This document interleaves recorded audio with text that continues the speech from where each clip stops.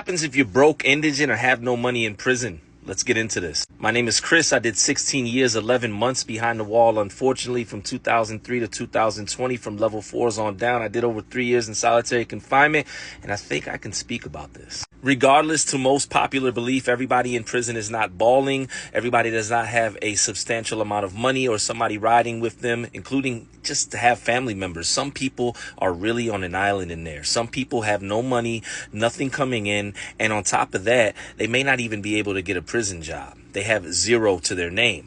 When this happens, at least where I was at in the system, they do have the ability to be issued what is called an indigent kit.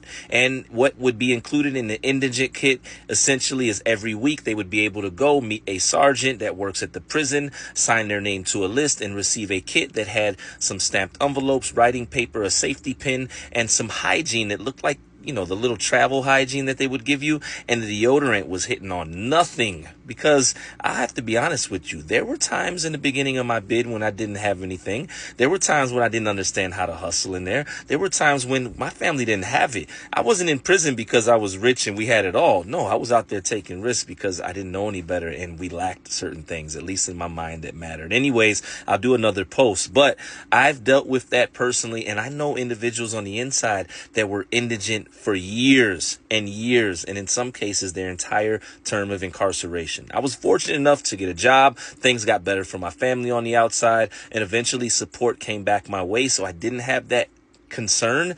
But I will tell you, those guys, they had the hardest times in prison. And it was oftentimes just like in the streets that those that were indigent, didn't have any support, etc., would sometimes cause issues, rob, and do other things in there. Not everybody, I want to be clear, but sometimes, because hunger will drive a man to do some things. And can you imagine never having access to commissary, only being able to eat what's out of the chow hall? You have no options, and they don't even give you enough out of there in the first place, and half of that stuff isn't edible. You will find yourself taking risks in there. I'm not saying again that this is the thing to do. I'm just telling you what happens. At the end of the day, we're not glorifying prison. We're just educating as always, because people need to know. As always, stay free.